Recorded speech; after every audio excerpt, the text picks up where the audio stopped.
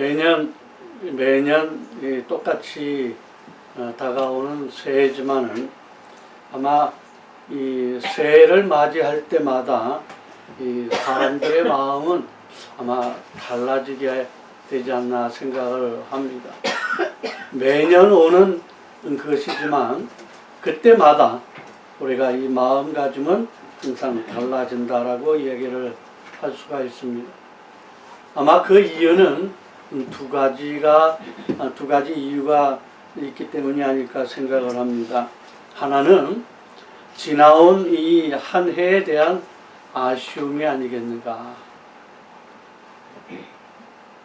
아무리 내가 이 성실하게 최선을 다해서 이 시간이라고 하는 이 밭을 경작하는 사람일지라도 결코 지나오고 나면 결코 이 아쉬움을 떨쳐버릴 수가 없다라고 하는 겁니다. 아마 누구에게나 있어서 지나온 일들이지만, 지나온 발자국이 있지만은 물론 사람마다 그 강도는 다르겠죠. 하지만은 아쉬움과 미련이 남는 것은 아마 다 똑같은 마음이 아니겠는가. 두 번째는 아마 새해를 거는 기대와 희망이 있다라고 하는 것입니다. 새해를 거는 기대와 희망. 이것은 어찌 보면 우리의 그 인생을 살찌우게 한다라고 이야기를 할 수가 있습니다. 왜 그러냐면 내가 희망이 없게 되어지면 노력이 없거든요. 그러니까 희망이 없다고 한다면 노력도 생겨나지를 않기 때문에 기대와 희망 없이 살아가는 사람들에게 있어서는 아무것도 기대할 수 있는 것이 없다라고 하는 겁니다. 그저 그런 시간을 갖게 되어지는 것이죠. 또한 이 삶의 이 내용이라고 하는 것을 봤을 때도 아마 형편없는 이 빈약한 것들로 가득 찰 수밖에 없다라고 하는 것입니다. 그러기에 우리가 새해에 거는 이 기대와 희망이라고 하는 것은 우리의 인생의 만족과 풍족함을 선물할 것이다 라고 하는 것입니다. 우리가 맞은 이 새해, 또 우리가 축하하는 새해는 단지 시간적으로만 이 새로운 것이어서는 안 될 것이다 라고 얘기를 하고 싶습니다. 왜냐하면 시간적인 새로움이라고 하는 것은 이 인간을 본질적으로 변화시키지를 못하는 겁니다. 다르게 얘기해서 단지 그냥 그저 그렇게 생활하는 그 시간 흐름, 아무런 기대와 희망 없이 살아가는 이 시간이라고 하는 것은 그냥 시간이 지났다라고 해서 뭔가를 건질 수 있는 부분은 결코 없다라고 하는 거예요. 그래서 결국은 이 시간이 그냥 흘러가는 것 때문에 인간의 본질적으로 변화되어지는 그 인생의 이 열매는 결코 거둘 수가 없다라고 하는 것이겠죠. 오늘 이 성경 말씀은 한 절의 말씀이지만 그리스도 안에 있는 자들은 새로운 피조물이라 이렇게 성경은 말씀을 하고 있습니다. 그러면 우리가 이 새로운 피조물을 이야기를 한다면 새로운 피조물은 과연 무엇일까라고 하는 것이죠. 새로운 피조물은 무엇일까? 우리가 잘 아는 대로 성경의 말씀대로 첫 번째의 피조물은 하나님이 태초에 우주 만물을 만드실 때에 태어났습니다. 그런데 이 피조물이 어떻게 했습니까? 타락으로 말미암아 엉망이 되어버린 겁니다. 지금 사도 바울이 이 새로운 피조물이라고 지금 이야기하는 것은 뭐냐면 이 엉망이 되어진 피조물을 완전히 폐기시켜버리고 재창조되어진 것을 지금 이야기를 하고 있는 것입니다. 우리 예수님은 이 창조주 하나님이십니다. 만물이 그로 말미암아 지은 바 되었다라고 요한복음은 분명하게 말씀을 합니다. 창조 사역은 태초에 분명하게 일어났습니다. 그러나 오늘의 말씀은 그 창조의 사역이 바로 우리가 예수를 믿는 지금 이 순간에 일어나고 있다라고 하는 것입니다. 예수를 믿는 순간에 우리의 과거의 이 모든 부분들은 우리는 다 죽어버린 겁니다. 그리고 우리는 새로운 존재로 탄생이 되어졌다라고 하는 겁니다. 예전에 욕심이 많고 이기적이고 허물이 많은 사람의 모습은 아마 자기 중심의 생활 속 관점에서 이 눈으로 본 이 판단이라고 얘기를 할 수가 있습니다. 그러나 하나님이 말씀하시는 이 새로운 피조물은 뭐냐면 하나님 편에서 말씀을 하시는 것인데, 전에는 죄인이었었는데 이제는 의인이 되었다라고 하는 것입니다. 전에는 피조물이나 이 종에 불과했는데 이제는 사랑하는 아들이라고 부르고 있다라고 하는 겁니다. 하나님은 우리를 새로운 존재로 지금 받아주셨습니다. 여러분들이 잘 아시는 대로 성경에 나왔던 돌아온 탕자의 부분, 이 돌아온 탕자가 아버지 집으로 돌아왔을 때 그 아버지가 뭐라고 얘기를 합니까? 누가복음 15장 24절에 이렇게 말씀합니다. 이 내 아들은 죽었다가 다시 살아났으며 내가 잃었다가 다시 얻었노라 라고 말씀을 하는 겁니다. 이미 죽은 겁니다. 밖에 나가는 순간에 죽었던 그 아들이 다시 태어나서 들어왔다라고 하는 것입니다. 우리 찬송가 보면은 Amazing Grace, 여러분 찬송 잘 아시죠? 이것을 작사한 이 존 뉴턴이라고 하는 사람은 이러한 이 상황에 대해서 뭐라고 표현을 했느냐면 이렇게 했습니다. 나는 내가 마땅히 되어야 할 사람도 또 내가 되기를 소원하는 사람도 아직은 아닙니다. 그러나 한 가지 분명한 사실은 내가 옛날에 그 사람은 아니라고 하는 것입니다 라고 고백을 하는 겁니다.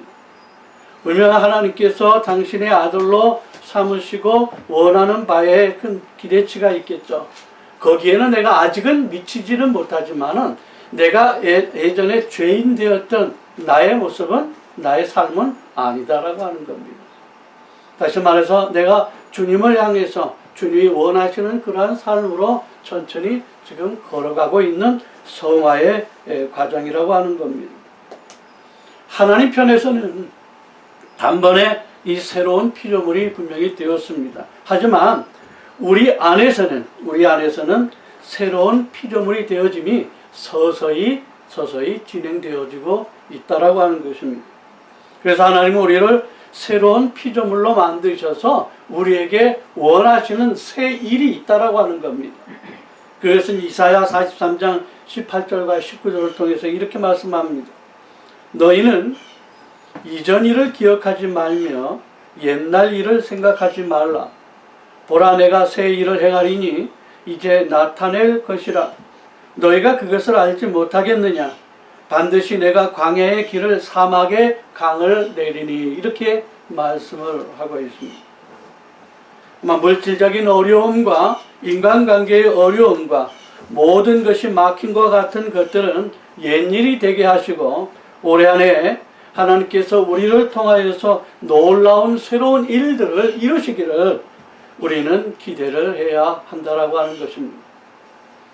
내 능력으로 행하는 것이 아니라 우리 주님이 함께하여 주심을 통해 나에게 맡겨진 그 일들을 감당하도록 은혜를 베풀어 주시기 때문에 그런 것입니다.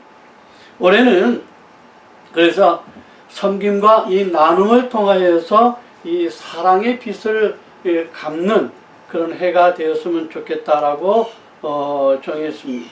그래서 주보에도 이렇게 보시게 되어지면 앞에 신년감사 주일에서 섬김과 나눔, 그래서 밑에 사랑의 빛을 갚는 해.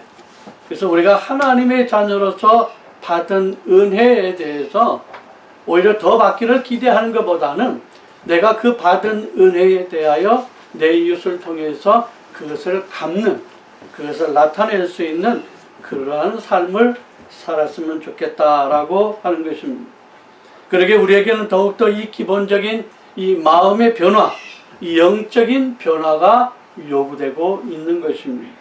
그래서 이러한 변화의 바탕 위에서 비로소 하나님께서 기뻐하시는 새해의 설계가 가능하게 될 것이다 라고 하는 것입니다.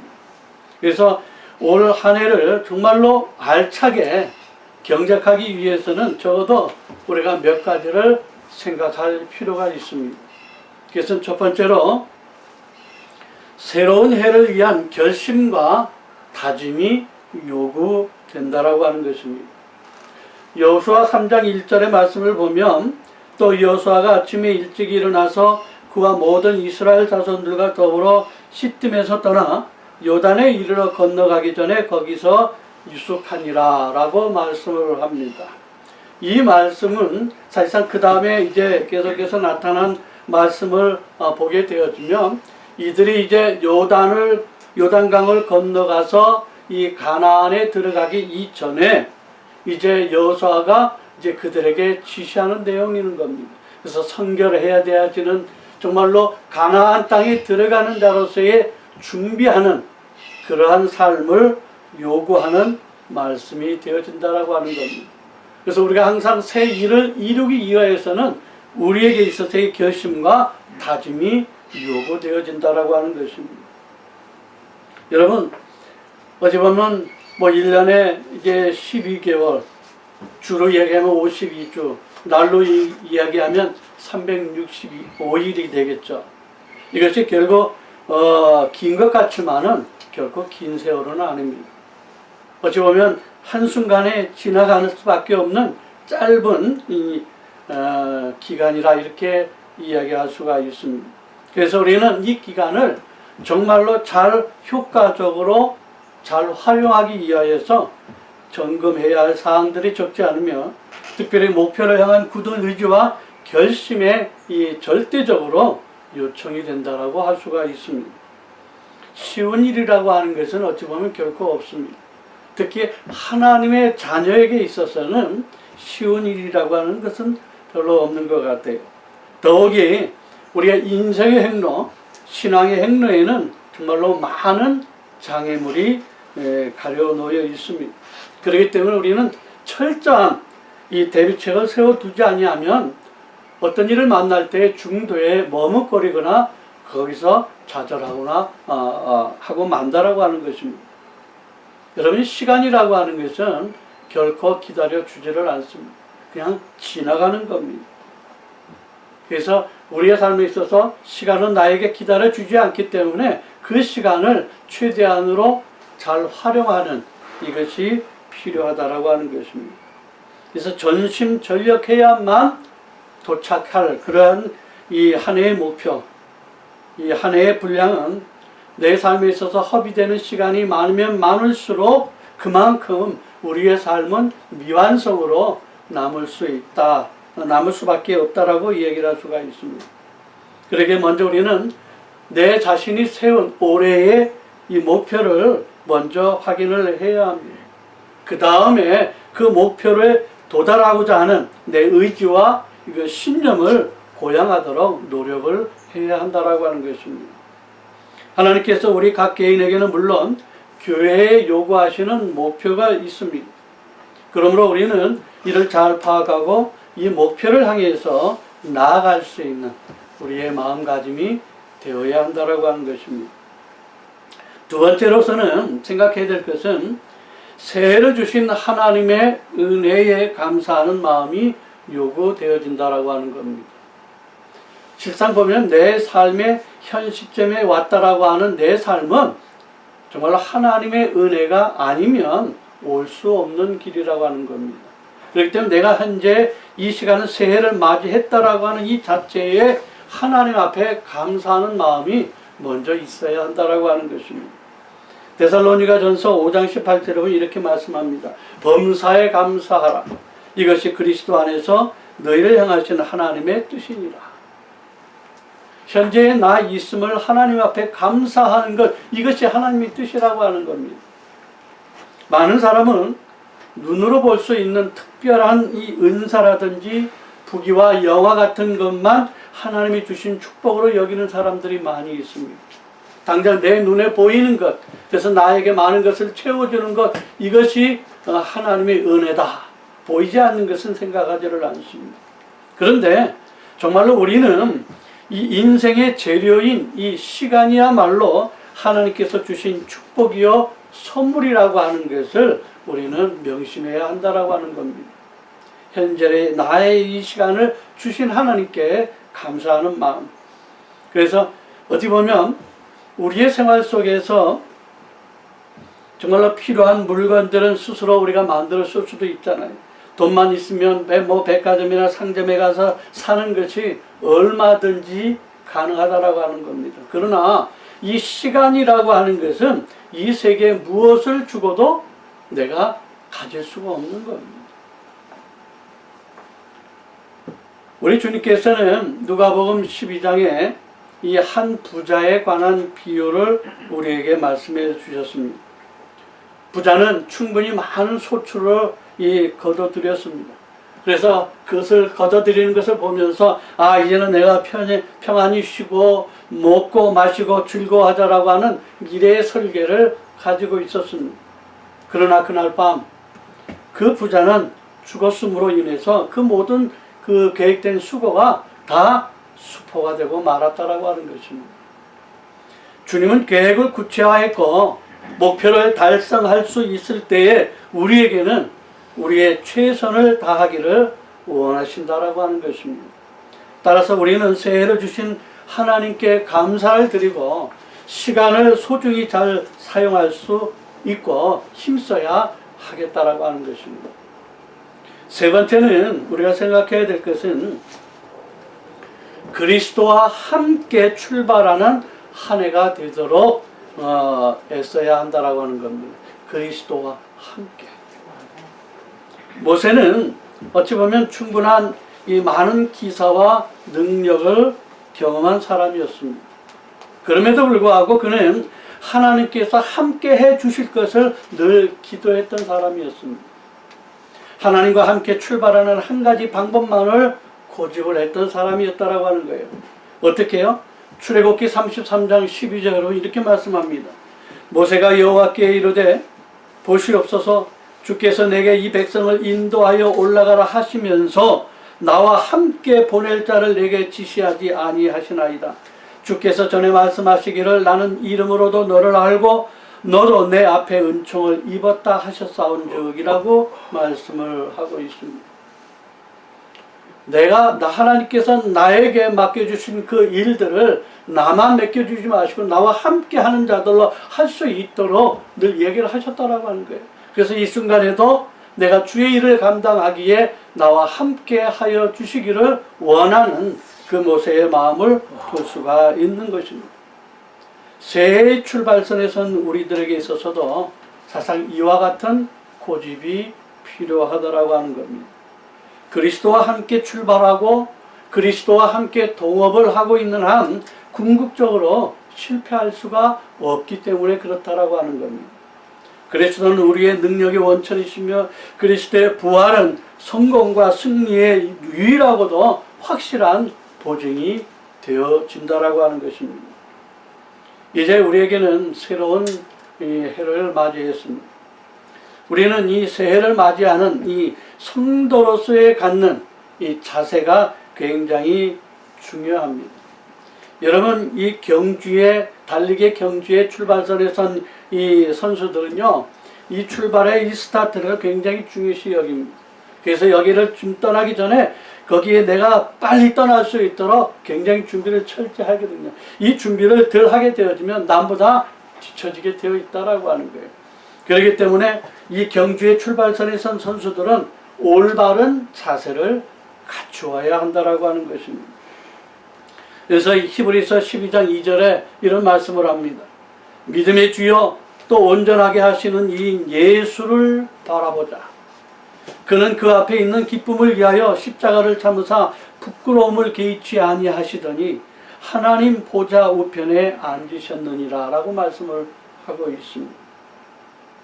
정말로 우리가 주님의 자녀로서 주님의 길을 걸어가기를 원하고 그러한 결심이 있고 그러한 목표를 두는 자라고 한다면 분명하게 주님과 더불어 가는 생활이 필요하다라고 하는 거예요.